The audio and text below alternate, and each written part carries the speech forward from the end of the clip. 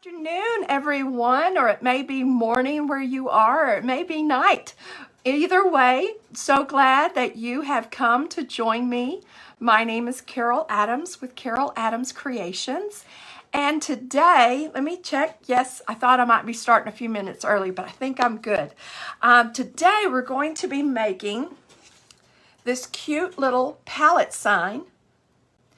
And this little pallet, all I did was purchase it at Dollar Tree, unfortunately for $1.25 now, and then just added some ribbon. This is a napkin that we're going to be attaching, and I think I got I can't speak. I think I got this napkin last year at Dollar Tree as well. I do have some extras, and I'm planning on selling a bundle of Patriotic napkins. So just as soon as I've got 2 more coming in today. So without further ado, we will get started.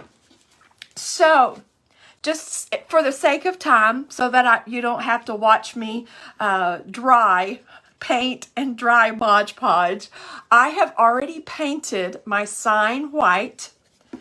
I use this Rust-Oleum chalk white paint. This was a great bargain, and it has done really well. I've done several other projects, and this was about $21, and I think it's going to last me quite a while. So you might check that out. I got mine from Amazon, but I know I've seen it like at Home Depot or Lowe's as well. Okay, so like I said, I've already painted it, and I have already added my Mod Podge matte medium. I don't know about you, but when I do napkins, I don't do very well with doing the Mod Podge and then applying. My napkin tears all up. If anyone has any suggestions on how to do that better, maybe it just takes a lot of practice and I'm not patient enough to do that. So anyway, if you've got any helpful hints, please let me know. Okay, so here is the napkin that I'm using. And like I said, I think I got these last year from Dollar Tree, but I'm not certain. So I'm going to cut this. This is the one that I used before for my example. So I'm just going to cut this apart. And I'm going to move you down so that you can see what I'm doing. And one day I'm going to figure out how not to have to do that. But for right now, it's not that day. So I'm going to cut this apart.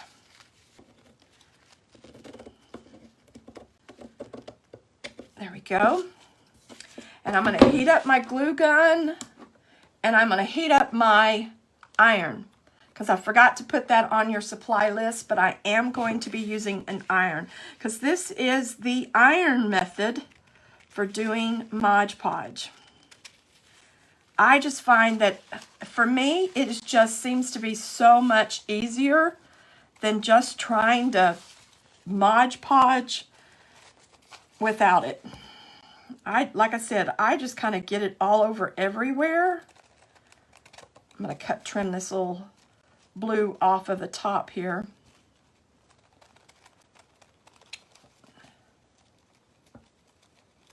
Okay, so here is my napkin, and if you will notice, I don't have enough to finish.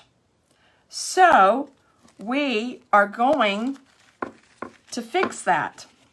I have a little trick. Hopefully it works. It worked for me in my sample, but you know, you never know. One thing to remember is with napkins, most of the time they're either 2-ply or 3-ply. You have to get the extra off, because if you don't, when you glue this down, you are going to be left with that. So you have to get down to the original ply so that it will work. So this is the easiest method that I have found, and that's the ironing. And I'm just going to use this. I should have some parchment paper, but I forgot to get it out, and this will work just fine. Just going to try to lay this on straight. And I have This is a little travel iron, and I have it on the hottest setting, and I do not have any water in it. And I'm simply going to iron this on. I'm going to be careful on that edge. Make sure you get the edges really good.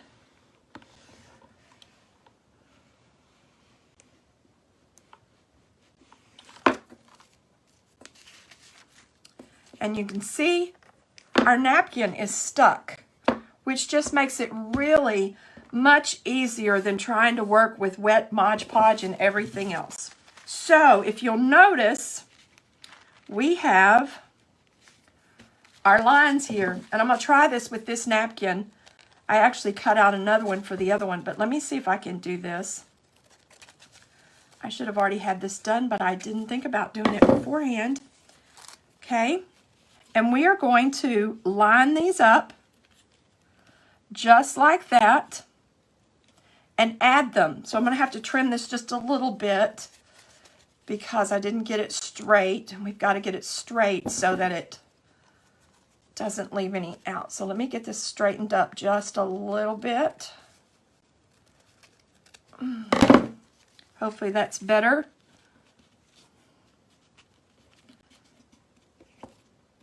And we have a little bit left up at the top. I don't know if you can see this or not, but I have a little gap at the top, but that's not going to matter because I'm going to put my bow. That's why I put my bow on this side, and that's why I have all of this baker's twine hanging down.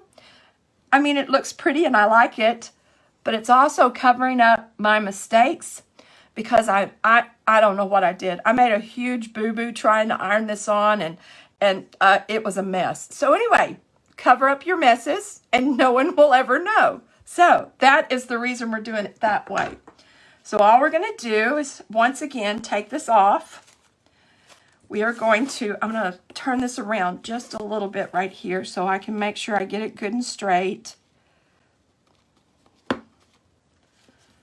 And it doesn't have to be perfect unless you want perfection. I am definitely not a perfection person. So I'm going to make sure that that's all lined up again. And you have to make sure that it's not overlapping because then it won't stick unless you put Mod Podge back up underneath it. The edge that's not, it won't adhere to this because there's no Mod Podge. That looks pretty good. Let me get it just a little bit better right there. All right. So it's not perfect, but it looks really good. And like I said, we're going to put some ribbon on top of it so you'll never know that there was that seam right there. If you want, you could paint, you know, kind of touch up a little bit with paint, but I don't really think that that's necessary. I think it looks good the way it is. Okay, the next thing, we've got to trim off all of our excess. I'm going to go ahead and trim this part off with scissors.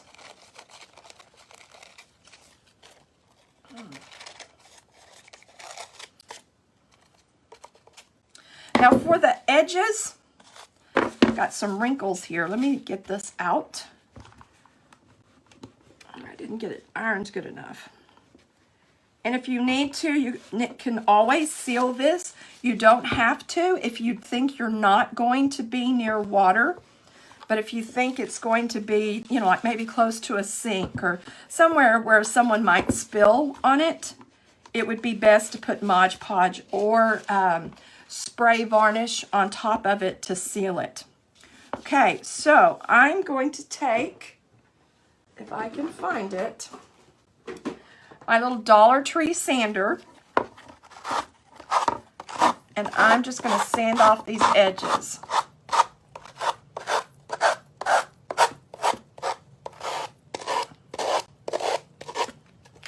Oops. And some of it's coming off really easy, and some of it, especially where there is the empty space right there where the pallets are not, the pieces of wood are not together. Pull those off, okay? So now we have all the edges. So now we have to get in between all of this. And what I'm going to use is a nail file.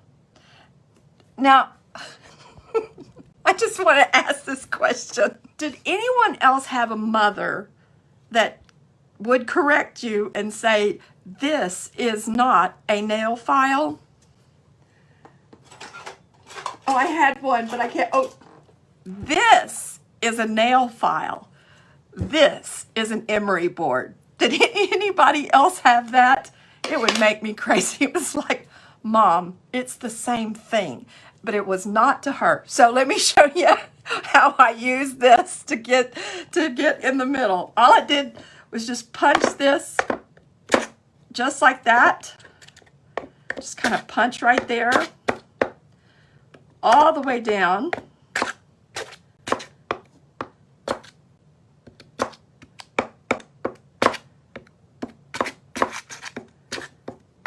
My mother always had specific things for some items. I guess we all have our little pet peeves, don't we? So we're just going to file this off.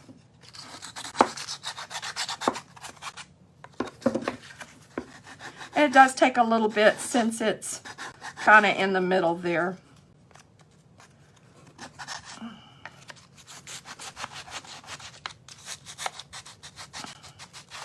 And if you tear it, it's no big deal. We will fix that with a little bit of Mod Podge. See, in my haste there, I tore that up. Well, I'm just going to iron that back down.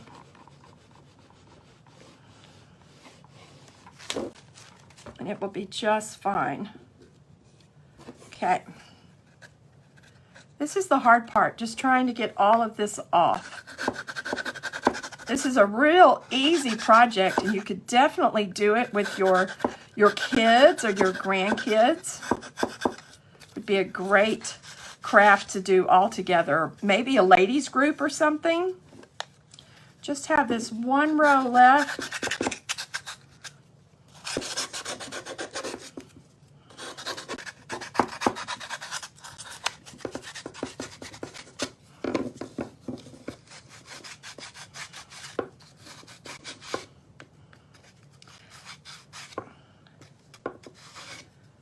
Does anyone else Mod Podge napkins?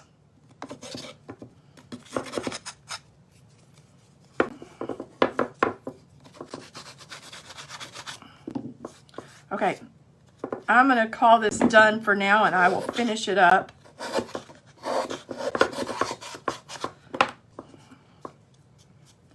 As I just need to take some time, and it's kind of rustic at the bottom.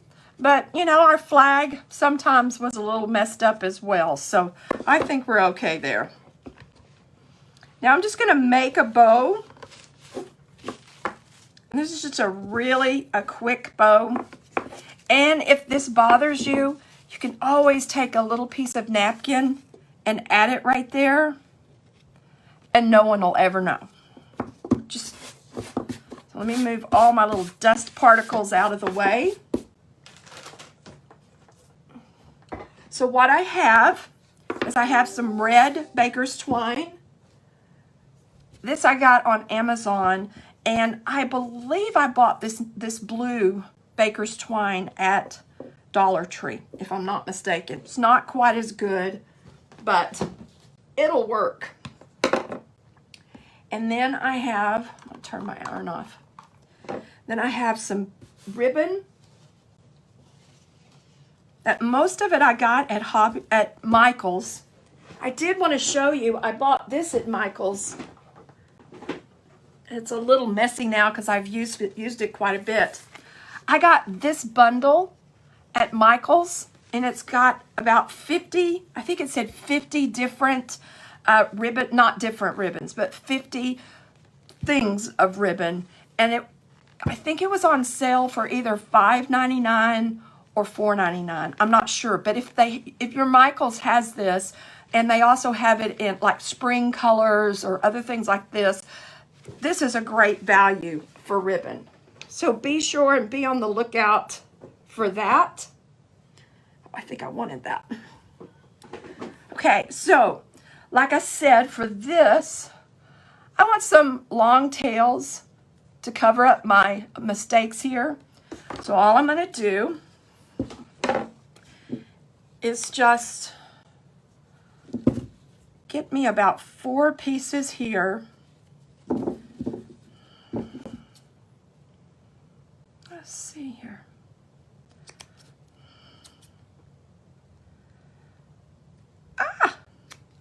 And I'm going to do about 8 of this blue because it is a little thinner. You could also do this with ribbon if you don't have the baker's twine, or it would look really good with jute. Either way, there we go. Doesn't matter if those loops are cut off or not because they're going to cut the edge anyway. So this is how I make my bows. It's just real simple. Okay, I lay my baker's twine down first, or my jute, or whatever I'm using to tie my bow. And then I'm going to take my ribbon about the length that I want it. This is about like, I'll give it about like that so we can cut the little tails. I'll give me 2 of these. Come on. Okay. And then I have some other various ribbons here. I think I'm going to start with this red, white, and blue one. I have some red Rick Rack. That was a hard word to say. And I'm just layering this. I'm also going to put a little bit of this navy, this thinner navy here. And you can make this bow as big or as small as you want it, or you don't even have to put a bow on it at all. It's just really up to you. Then I have this cute little, let's see if I can get 2 of these out of this. Okay, another piece of white, add the red, add one of these. And then that's probably way more than we need, but that's okay. So then I'm just going to gather up, easier said than done, gather up both ends of my twine. And there's something that I don't have. There we go. I think that's it. There we go. And then I am just going to make a knot.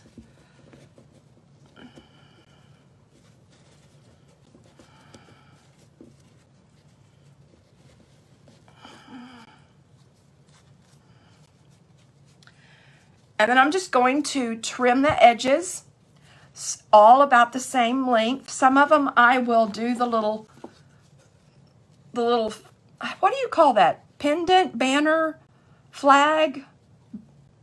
I don't know. I will do some of them like this and then just some of them kind of angled, just so that it looks good. And then cut them all off. And then with my little things hanging down, and I'm just going to glue it right to this edge. I'm not going to glue it up here to the jute. I'm going to glue it right there, and see, you can hardly notice, because of our ribbon, you can hardly notice that we have any lines from being pieced together. I just love this project. I'm going to finish it up and take some pictures of it so that you can see it up close and kind of finish getting some of my rough edges taken care of. And I hope, hold on, let me move this out of the way. I'll move this back up. I hope you enjoyed this fun and easy craft. It's just really so simple.